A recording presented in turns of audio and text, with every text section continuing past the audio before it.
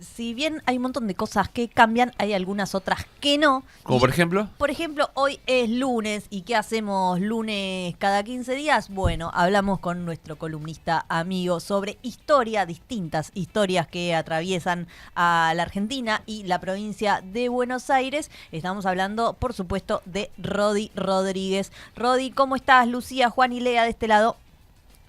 ¿Qué tal? Buen día, ¿cómo andan? Todo bien, Rodi. Estamos estrenando streaming en el día de la fecha, así que Pero estamos... muy bien, sí sabía, felicitaciones. Muchas gracias. Así que estamos con un montón de chiches nuevos también para tu columna, que en el streaming seguramente va a estar decorada con algún que otra imagen en el fondo de la pantalla. ¿Cómo estás, Rodi? Bien, muy bien, acá andamos arrancando esta semana. Una semana, especial, ¿no? Por varias razones.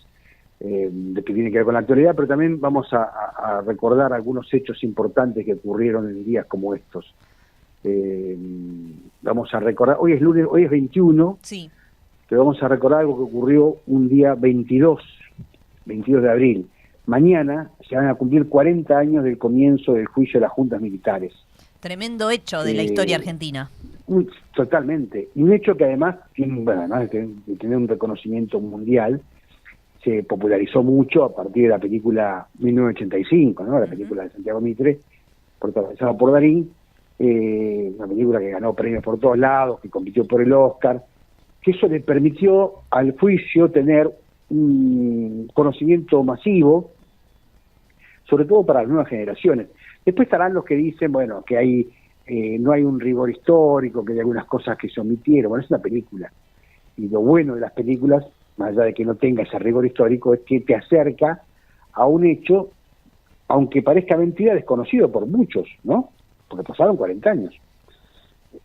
Y es un juicio que, yo te digo, tuvo un reconocimiento mundial. Es un juicio de un tribunal civil que debía juzgar a los jerarcas de las 3 primeras juntas militares por el golpe de Estado del 76, jefe.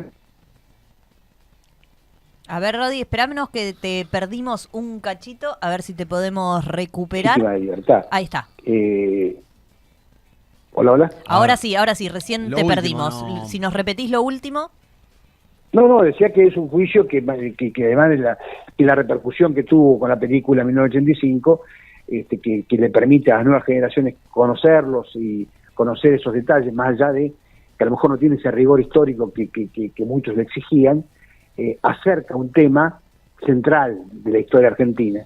Un juicio que, ya te digo, tuvo un reconocimiento mundial, pero me parece, sí, perdón. Nosotros te escuchamos, bárbaro. Bueno, listo. Pero antes de meternos de lleno en el recuerdo de aquel juicio, iniciado en abril del 85, es bueno contextualizar ese proceso. Recordemos que el último presidente de la dictadura, post Malvinas, fue Reinaldo Viñone, que fue el que intentó que todo lo ocurrido en la dictadura quedara en el olvido. A mediados del 83, ya cuando se estaba terminando el gobierno militar, Viñone dio a conocer el documento final de la Junta Militar sobre la guerra contra la subversión y el terrorismo. En ese documento afirmaba que las acciones cometidas por las Fuerzas Armadas no podían ser juzgadas porque habían ocurrido en un contexto de guerra. En ese mismo documento admitían que pudo haber errores, alguna extralimitación, algún derecho humano violado, ¿no? Pero que eran cosas que pasan, que son cosas que pasan en todo conflicto bélico, y que esos excesos solo podían ser juzgados por Dios. Meses después, para ser preciso, 2 meses antes de que se realizaran las elecciones del 83, del octubre del 83, el gobierno militar dicta un decreto por el que suspendía toda acción penal contra quienes hubieran realizado esos actos dirigidos a poner fin con las actividades del terrorismo. Los militares llamaron a ese decreto ley de pacificación, pero todos lo conocían como la ley de autoamnistía. Estamos hablando de septiembre, agosto del 83, plena campaña electoral, ¿no? Para restablecer la democracia. Y en ese contexto el Partido Justicialista, su candidato, Italo Luder, respaldó esta ley de autoamnistía, mientras que Alfonsín, por el radicalismo, tuvo una postura contraria. Y esto creo que es un hecho importante para también entender el triunfo de Alfonsín en el 83, porque había un reclamo de la sociedad de juicio y castigo a los culpables, y el justicialismo hizo oídos sordos a ese reclamo. Por eso también es importante este dato como para entender, insisto, con el triunfo radical. Y Alfonsín cumple porque cuando gana, una de las primeras cosas que hace es derogar la ley de autoamnistía, pero también impulsa no solamente el enjuiciamiento a la Junta Militar, sino también en forma paralela a los líderes montoneros y del ERP, del Ejército Revolucionario del Pueblo, considerando que debían ser juzgados de igual forma, en una equiparación sostenida en lo que se llamaba la teoría de los dos demonios, que aún genera debates, ¿no? En lo personal creo que no es comparable la violencia que pueda generar el Estado, ¿no?, contra con ninguna otra, salvo que sea otro Estado, pero el terrorismo de Estado no es equiparable a ninguna otra acción terrorista. Pero bueno, al margen de eso, sí. En esos primeros días del gobierno de Alfonsín también creó la Comisión Nacional sobre la Desaparición de Personas, la CONADEP. Hicieron una investigación que permitió sistematizar las denuncias que venían recopilando todos los organismos de derechos humanos. Alfonsín pensó que para pacificar de verdad era bueno, hubiera sido bueno que los propios militares se juzgaran, ¿no? Y entonces ordenó a la justicia militar, a través del Consejo Supremo de las Fuerzas Armadas, que lleve adelante el juicio a los jefes de la última dictadura. Obviamente no había mucha expectativa de que esto ocurriera, y de hecho la justicia civil le fijó a la justicia militar un plazo de 180 días para que investigue realmente si hubo violaciones a derechos humanos y si las Fuerzas Armadas tuvieron que ver con eso. Obviamente pasó lo que la mayoría pensaba: la justicia militar declaró que el accionar militar contra la subversión terrorista era inobjetable.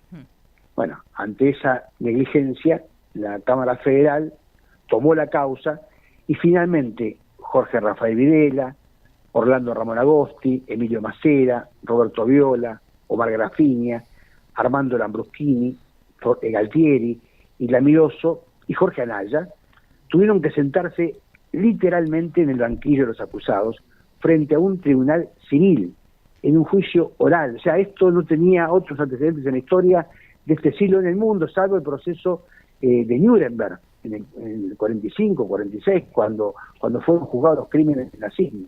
Por eso, este proceso judicial, el juicio de las juntas, es un acontecimiento fundacional para la vida democrática argentina, y me parece más que justo, hablando de justicia, ¿no?, recordar a los que integraron esa Cámara Federal: Andrés D'Alessio, Jorge Torlasco, estos dos jueces ya fallecidos, Ricardo Gil Lavedra, León Aslanian, Jorge Valer Garaos y Guillermo Ledesma. Esos eran los miembros del tribunal.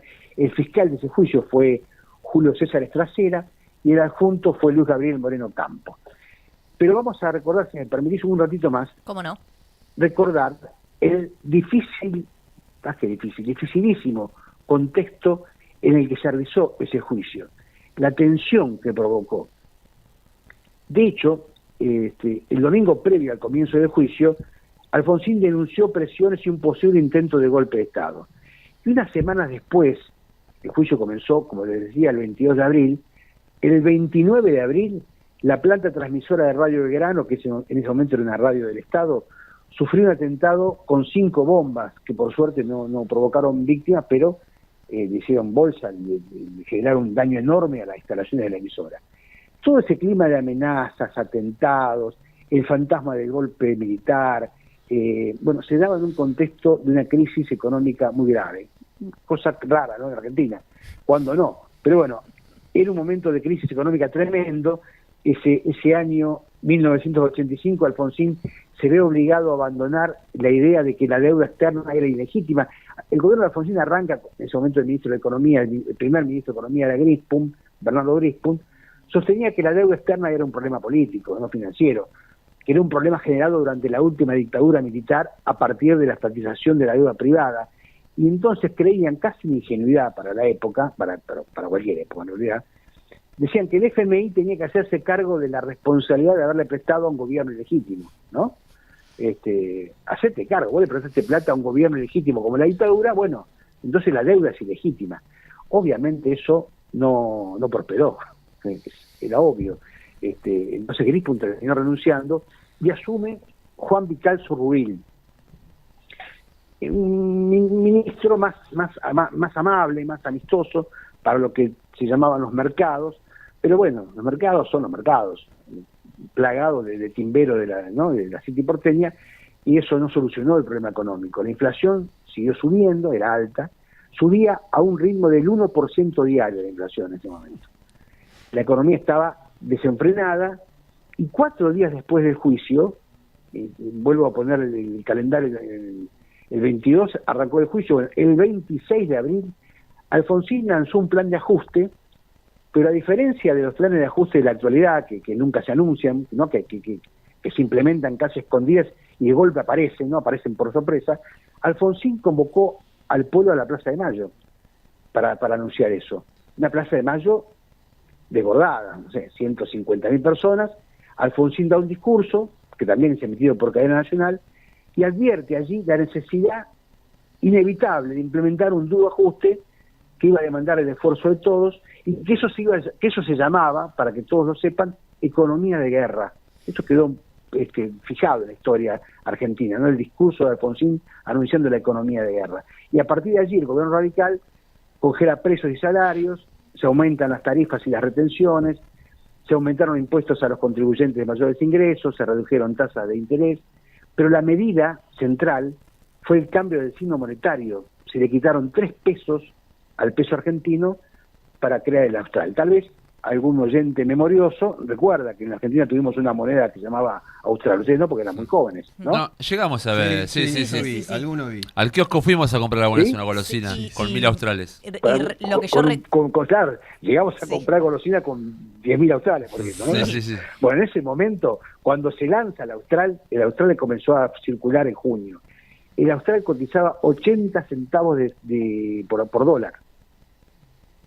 No. O sea, se había arrancado fuerte. Claro. Bueno, después la historia fue otra, ¿no? Será otra charla. Pero ese era el contexto, volvamos al juicio para cerrar con algunos datos. Las audiencias se grabaron a través de la televisión pública, en ese momento era TC, ¿no?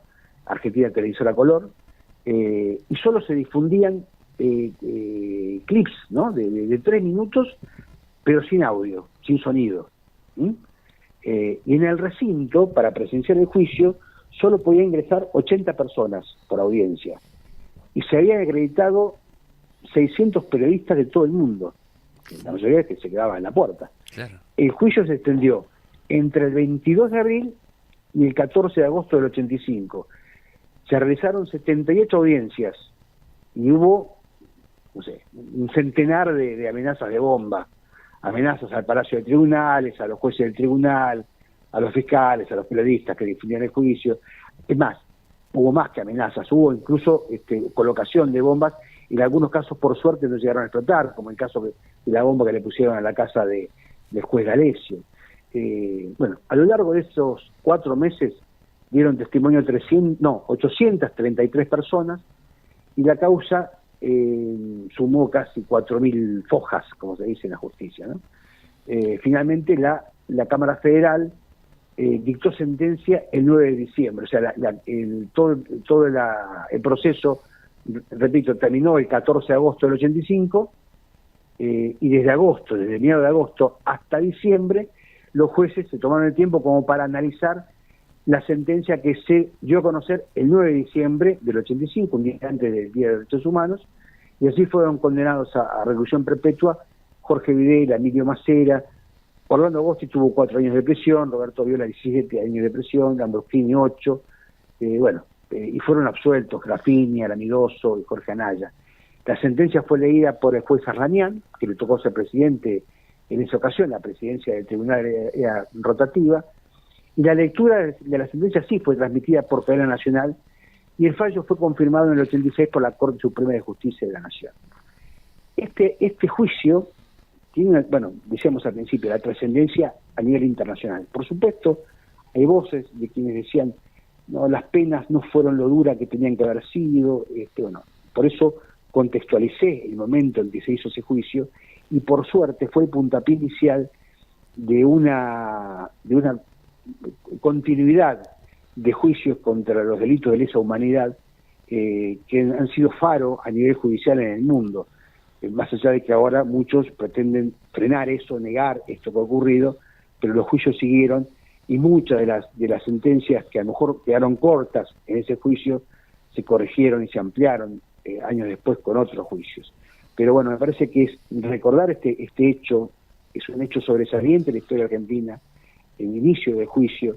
Muchos recuerdan el final, pero creo que el famoso Nunca Más de Estracera, cuando terminó de hacer su alegato en agosto, pero el inicio del juicio me parece que es central para recordarlo y por eso lo traje en esta charla de hoy. Sí, me parece también que un poco nos olvidamos de lo histórico, de lo significativo de ese juicio a las juntas y de que no hay muchos antecedentes en el mundo, ¿no? Porque dictaduras, crímenes atroces como los que vivió la Argentina, hay sobrados ejemplos en el mundo de genocidios, holocausto, pero sin embargo, que se haya juzgado a los responsables de esos crímenes, no hay muchos antecedentes en el mundo y nosotros, nuestro pueblo, nuestra justicia fue una de las que juzgó a sus genocidas, a sus represores. Me parece que por momentos nos olvidamos de ese hecho tan significativo.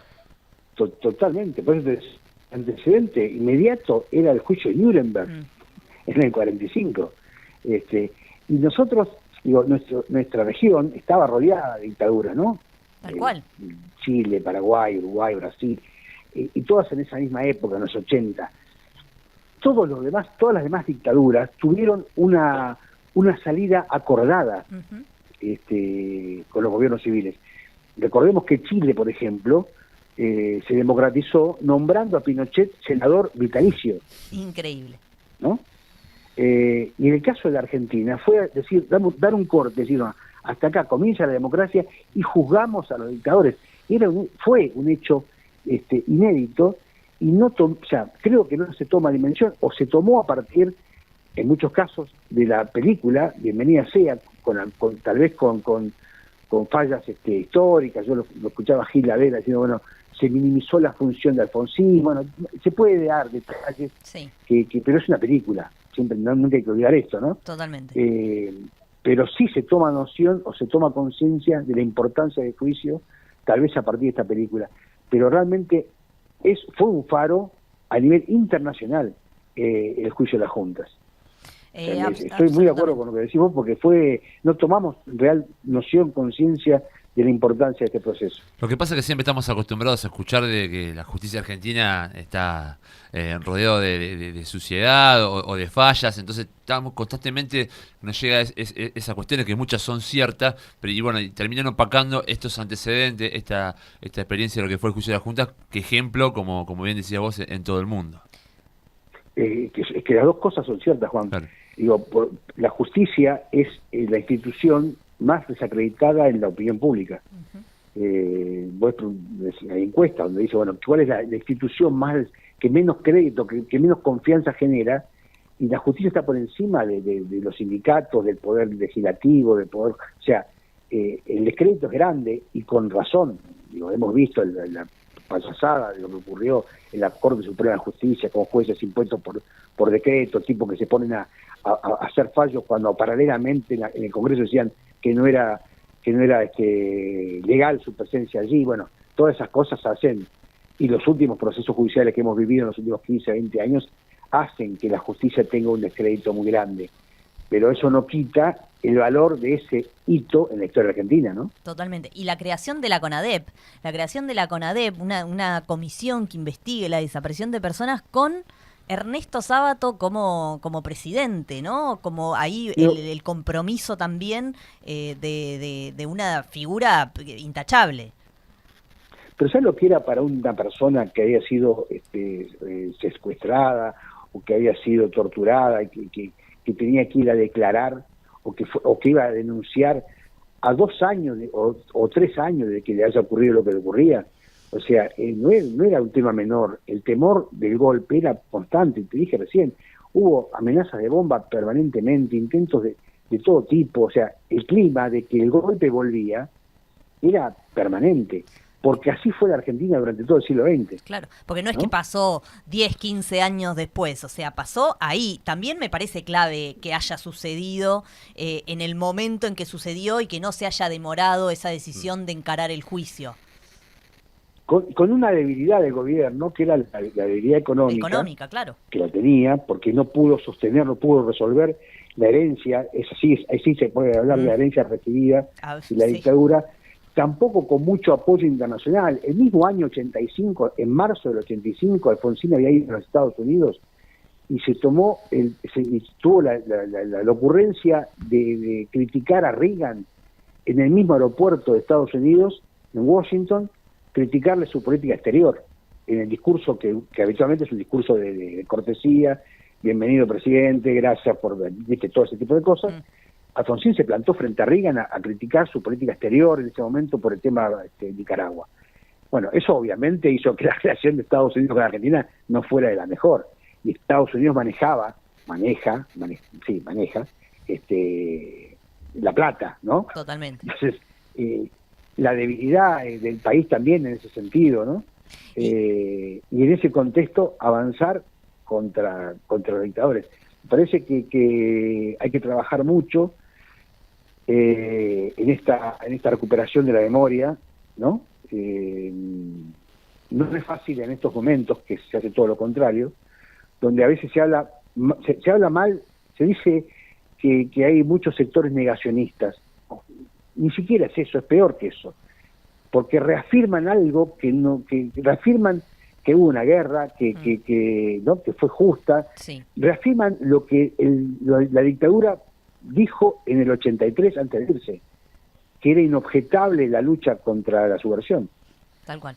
¿No? Que 40 años después haya sectores, y no son minoritarios, que sigan reivindicando esa guerra, ¿no? Como justa, es tremendo. Totalmente. Por eso, hay que hacer un laburo de mostrar la realidad, de mostrar la verdad tal cual fue, tal cual es, y reivindicar esos hechos, ¿no? Es parte, Rodi decía, de la memoria activa que necesitamos mantener. Te agradecemos por eso, además, por traernos estas cosas. Y también a mí me da la sensación, como cuando vi la película, cuando conocí la historia mucho antes de esta película de 1985, te da un poco de orgullo, ¿no? En tiempos en donde se bastardea tanto a veces y se critica el país en el que vivimos, recordar que se hizo eso en la Argentina, te da un poquito de orgullo. A mí me genera una alegría saber que en su momento, con tantas dificultades como contabas, se pudo hacer algo semejante. Sí, coincido completamente, sí, es así, tal cual. Te agradecemos mucho. Pienso también en lo que pasó posteriormente, ¿no? Lo que pasó con Julio López, posterior al juicio con Echecolá, la intención de obediencia de vida y punto final en su momento. Los indultos, digamos, la repercusión o el eco que empezó a haber en la historia argentina a partir del juicio de la Junta también, ¿no? Sí, me parece que también es bueno poder refrescarlo en algún momento en estas charlas que estamos teniendo, ¿no? Claro que sí. Rodi, te agradecemos muchísimo por estos minutos, por contarnos siempre esta porción de la historia argentina y refrescarnos la memoria. No, gracias a ustedes, Buena semana. Lo mismo, un abrazo. Ahí pasó Rodi Rodríguez, nuestro columnista sobre historia, trayéndonos en esta oportunidad el comienzo del juicio a las juntas. Mañana, 22 de abril, se cumple un nuevo aniversario de este hecho, como bien mencionaba, histórico, inusual en la historia de los países de todo el mundo. Argentina es uno de los pocos que ha juzgado a sus represores, a sus genocidas. Es un hecho que se nos tendría que venir más seguido a la memoria. Qué importante, ¿no? La historia, como cuando te decían en la secundaria, uno decía, la historia. Bueno, ¿para vos, qué? Ya no sé pasó. quién. No. Yo me sacaba 10 en historia. Vamos, todavía, no me Me cabe gustaba ninguna mucho. duda. Ninguna duda. Recomendamos la película nuevamente en 1985, la pueden ver en alguna plataforma, creo que es Amazon Prime la que la tiene, para entender un poco más. Una película muy bien realizada, con grandes actuaciones, con cuestiones a tener en cuenta, como decía Rudy, con alguna queja, con alguna cuestión de la historia que por ahí se les pasó o faltó, pero bueno, no deja de ser una película, bien lo decía él, pero está muy bien la presencia de los actores y esa historia argentina recreada en este film que fue furor Sí, últimamente. hace poquito vi una entrevista a Darín que Sí. contaba cómo encaró el tema del alegato final. Bueno, búsquenla por ahí. ¿Con Seba de Caro? Sí. Sí, Ah, yo muy no terminé particular, todavía la entrevista. porque era una escena obviamente muy compleja y como detalla Darín que se preparó para eso, Que no estudia, dice. párrafo aparte. Que no Se lo memoriza, escuché. no que no memoriza. estudia, que no memoriza. Que no memoriza.